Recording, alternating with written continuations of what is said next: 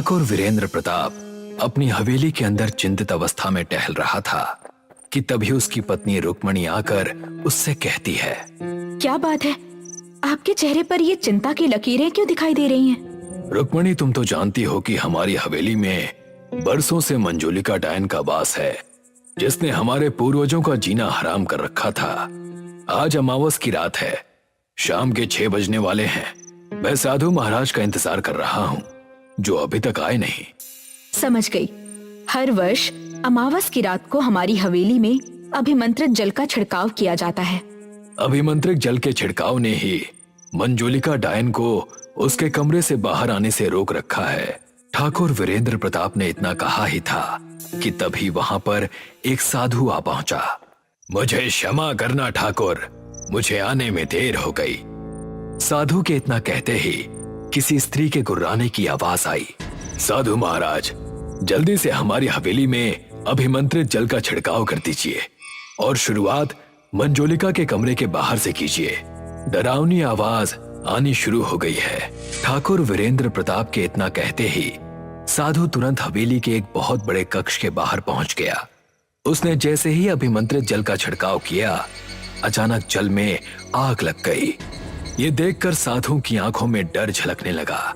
साधु डरते हुए वीरेंद्र प्रताप से कहता है, ये तो अनर्थ हो गया ठाकुर, अभिमंत्रित जल में आग लगना बहुत ही बुरा संकेत है।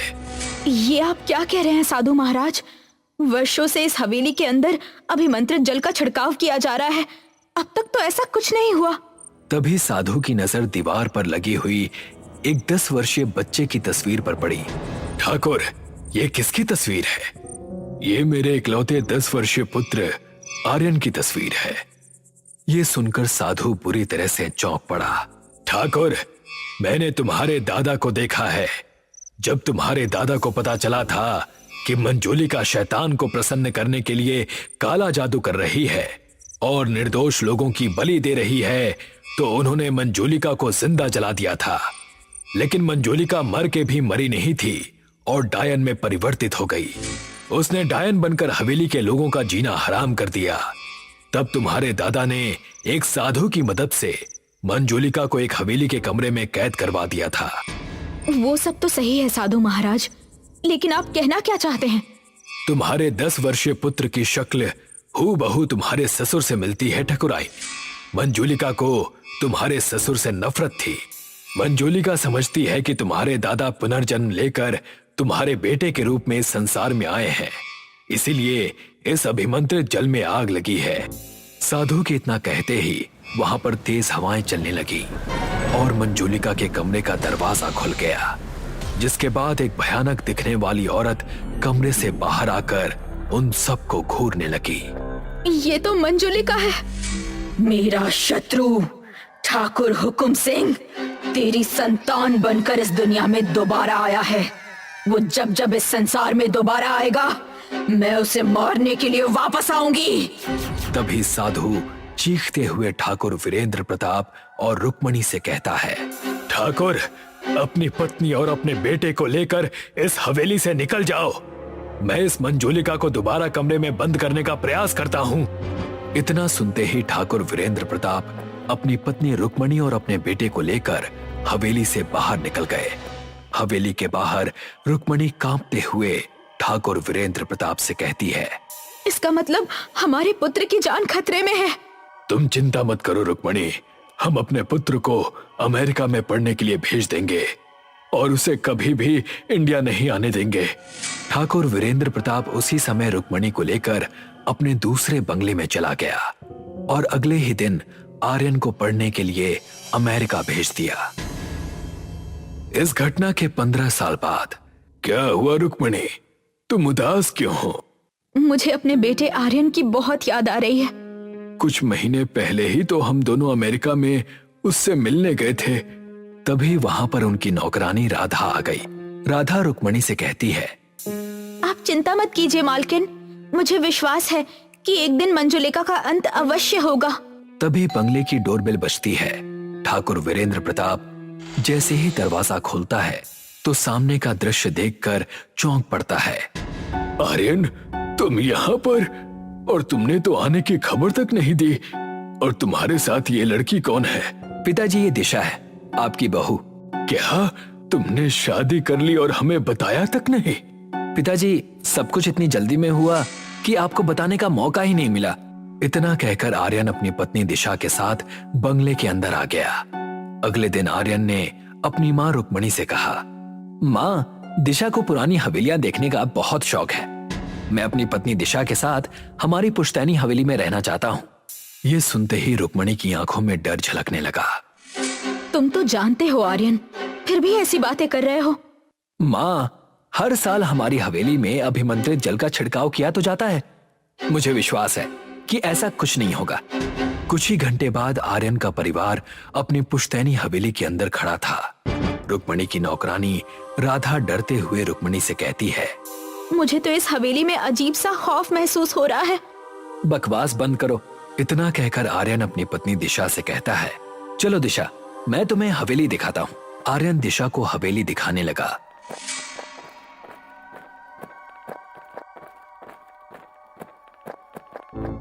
दिशा, इसी कमरे के अंदर मंजूलिका का वास है, बस इस कमरे को मत खोलना। अगले दिन आर्यन मार्केट में शॉपिंग करने चला गया और दिशा हवेली में टहल रही थी। दिशा मंजूलिका के कक्ष के बाहर पहुंची ही थी कि तभी उसके कानों में कक्ष के अंदर से एक स्त्री की आवाज आई, दरवाजा खोलो दिशा। जब मैं जीवित थी तब मेरी एक बेटी थी। तुम मेरी उसी बेटी की वंशज हो। मेरी बेटी के बारे में मेरे अलावा और कोई नहीं जानता था। न जाने क्यों दिशा के पैर मंजूलिका के कक्ष की ओर खींचे चले गए। दिशा ने अचानक दरवाजा खोल दिया। एक तेज हवा का झोंका दिशा के शरीर से टकराया और अचानक एक भयानक दिखने वाली स्त्री दिशा के सामने खड़ी थी। दिशा कांपते हुए होठों से उससे कहती है, कौन हो तुम? अगले ही पल वो भयानक स्त्री गायब हो गई।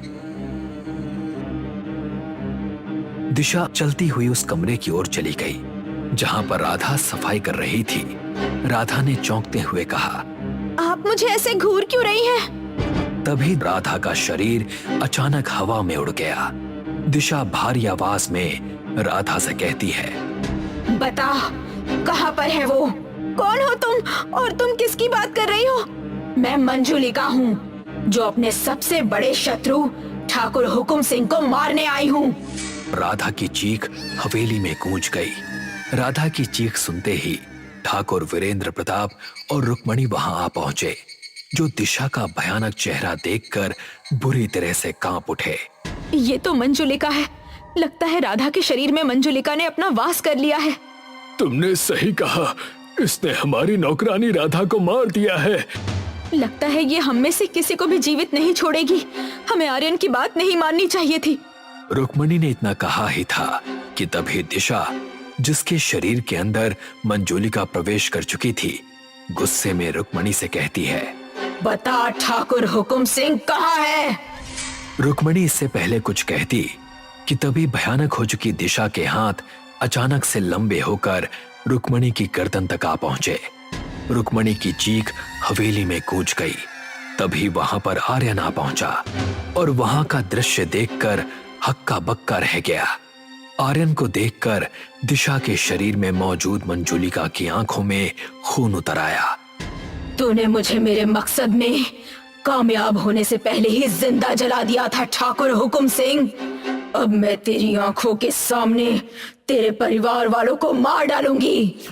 मंजूलिका ने इतना कहा ही था कि तभी ठाकुर वीरेंद्र प्रताप का सर एक धमाके के साथ फट गया।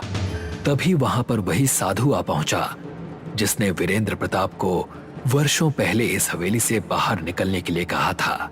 साधु ने चीखते हुए आर्यन की ओर देखकर कहा, उसकी आंखों में मत देखो आर्यन, तुम्हारी पत्नी के अंदर मंजूलिका है और उसकी आंखों में सम्मोहन है और वो सम्मोहन तुम्हारी जान ले लेगा।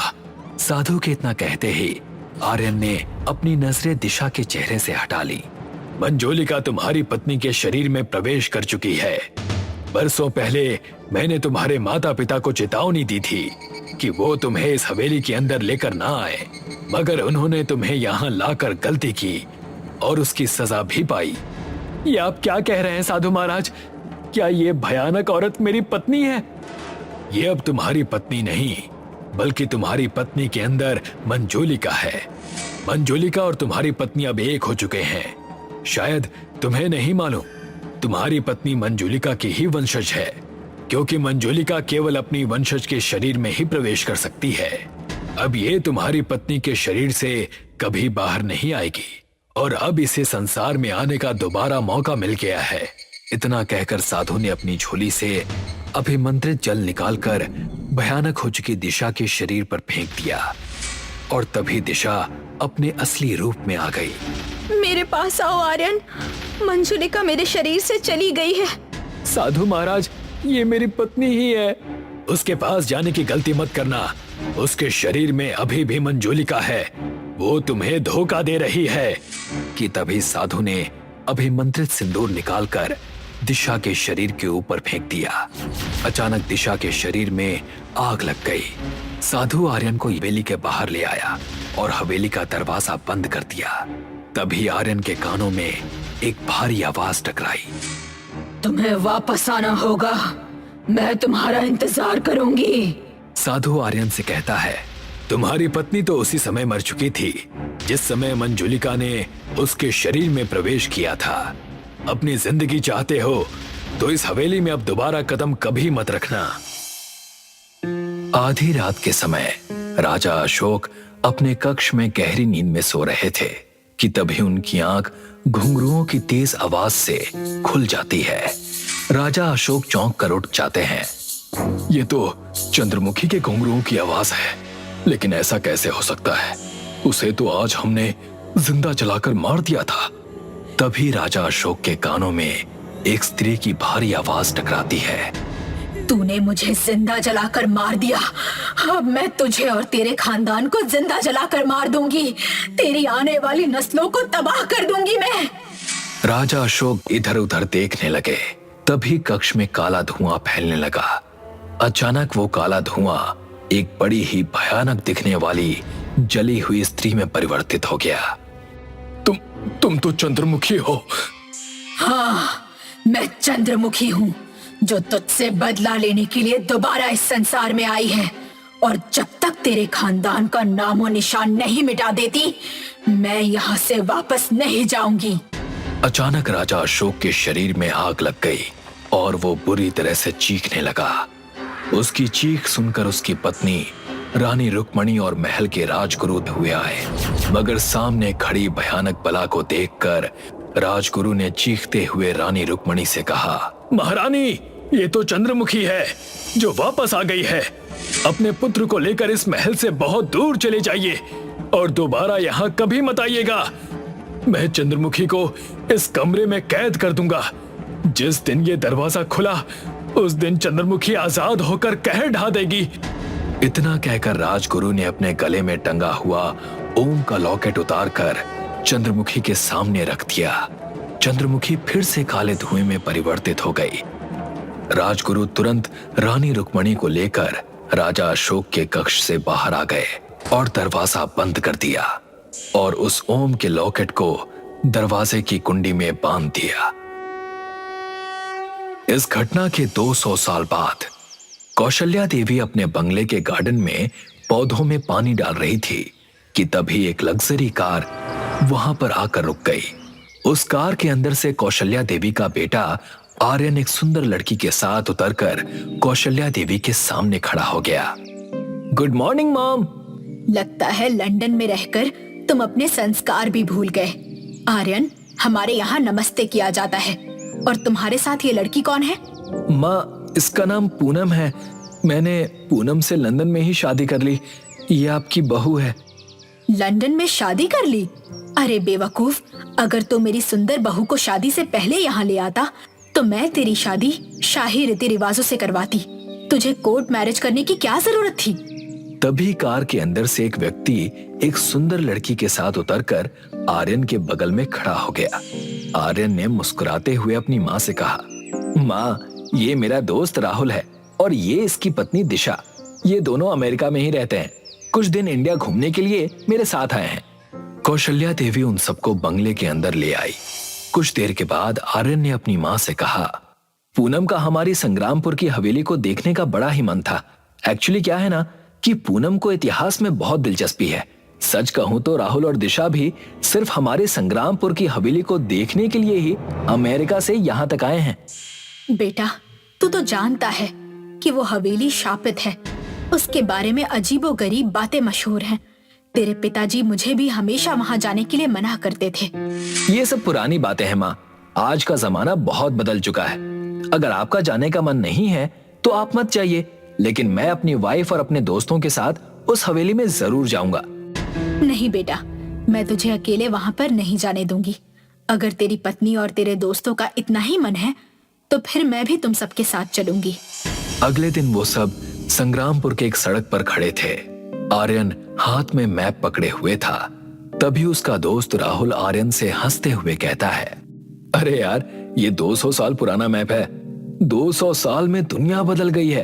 किसी से कंफर्म कर लेना कि तेरी हवेली कहाँ है। राहुल की बात पर दिशा हंसने लगी। राहुल सही कह रहा है, और वैसे भी वो हवेली तुम्हारे पूर्वजों की है। आफ्टर ऑल तुम उस हवेली के राजा ही हुए। तभी उन सबके कानों में एक साधु की आवाज टकराई।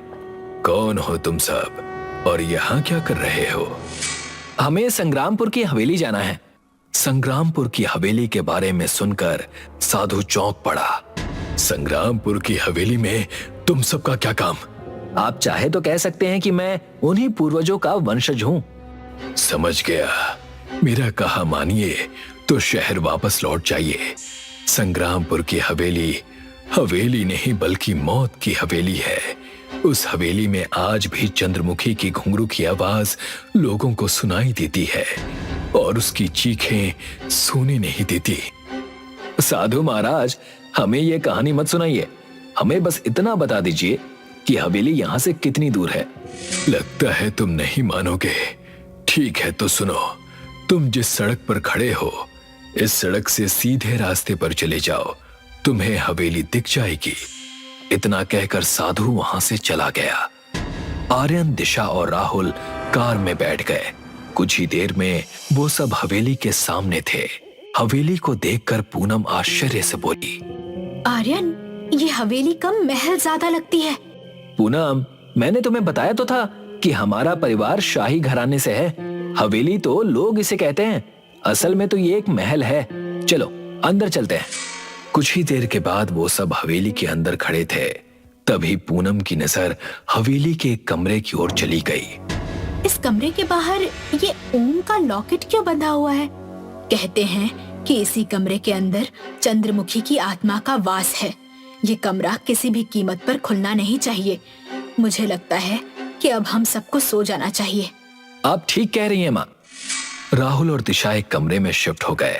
पूनम और आर्यन हवेली के दूसरे कमरे में शिफ्ट हो गए और कौशल्या देवी भी एक अलग कमरे में सो गईं। आधी रात का समय हो चुका था। अचानक पूनम के कानों में घुंघरू की आवाज टकराई। ये तो घुंघरू की आवाज है। ऐसा लग रहा है जैसे कि इस हवेली के अंदर कोई स्त्री नृत्य कर रही हो, मगर ये हवेली तो बरसों से बंद पड़ी हुई थी।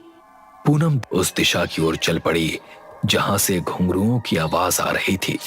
कुछ ही देर में पूनम उस कमरे के सामने खड़ी थी, जिस कमरे के बाहर ओम का लॉकेट बंधा हुआ था।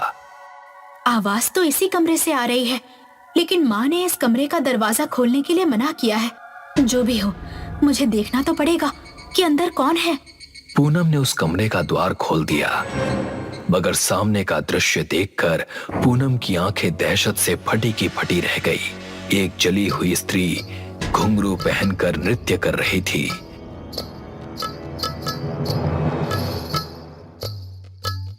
अचानक वो एक काले धुएं में परिवर्तित हो गई। पूनम ने जैसे ही चीखने के लिए अपना मुंह खोला, वो काला धुआं पूनम के मुंह के अंदर प्रवेश कर गया।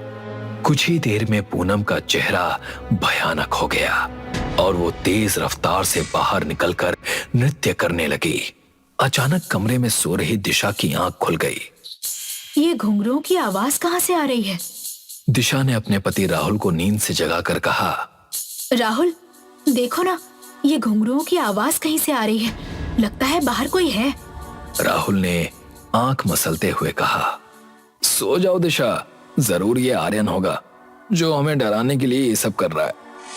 नहीं राहुल, मुझे तो कुछ और भी लग रहा है। हमें बाहर जाकर देखना चाहिए, मुझे डर सा लग रहा है। ठीक है, चलो देखते हैं कि बाहर कौन है। राहुल और दिशा अपने कमरे से बाहर निकल आए, मगर सामने का दृश्य देखकर दिशा कांप उठी।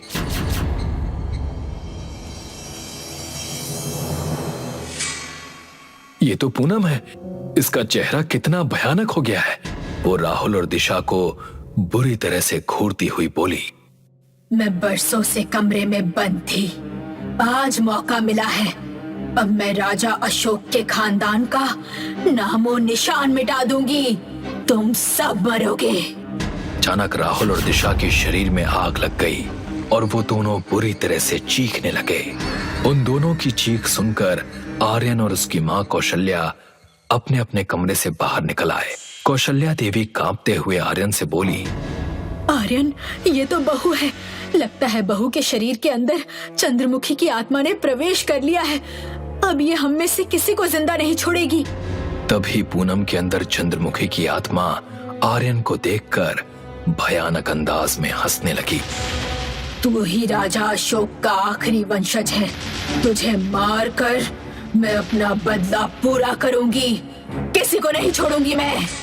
इतना कहकर भयानक हो चुकी पूनम आर्यन के ऊपर झपटने ही वाली थी कि तभी उसके कानों में एक भारी आवाज टकराई, अपने कदम वहीं रोक ले चंद्रमुखी, और इस लड़की के शरीर को छोड़ दे।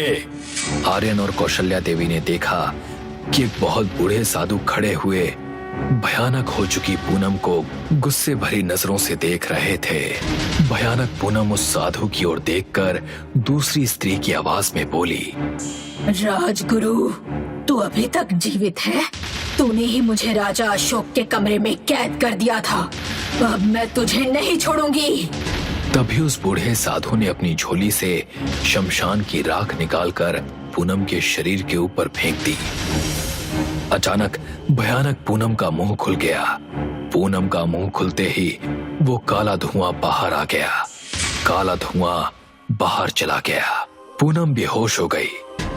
किसी जमाने में मैं इस महल का राजगुरु था। मैंने ही चंद्रमुखी की आत्मा को महाराज अशोक के कक्ष में बंद कर दिया था, जिसे शायद तुम्हारी पत्नी ने खोला होगा। लेकिन राजा अशोक तो 200 वर्ष पहले हुआ करते थे। हाँ, हम साधु योग के सहारे वर्षों तक जीवित रहते हैं। चंद्रमुखी राजा अशोक के दरबार में नर्तकी थी। जब राजा अशोक को पता चला कि चंद्रमुखी शैतान की पुजारन है और वो काला जादू करने के लिए निर्दोष और मासूम लोगों की बलि देती है, तो राजा अशोक ने चंद्रमुखी को जिंदा जलवा दिया और चंद्रमुखी की आत्मा बदला लेने के लिए नर्क से दोबारा लौट आई। तो क्या चंद्रमुखी की आत्मा यहाँ से चली गई? इस समय तो यहाँ से चली गई, लेकिन वो दोबारा वापस जरूर आएगी। इसीलिए तुम अब से कभी भी इस हवेली की तरफ मुड़कर भी नहीं देखोगे। इतना कहकर राजगुरु वहां से चले गए। आर्यन अपनी पत्नी पूनम और मां कौशल्या देवी को लेकर अपने शहर वापस आ गया। वो आज भी अपने दोस्त राहुल और दिशा को बहुत याद करता है।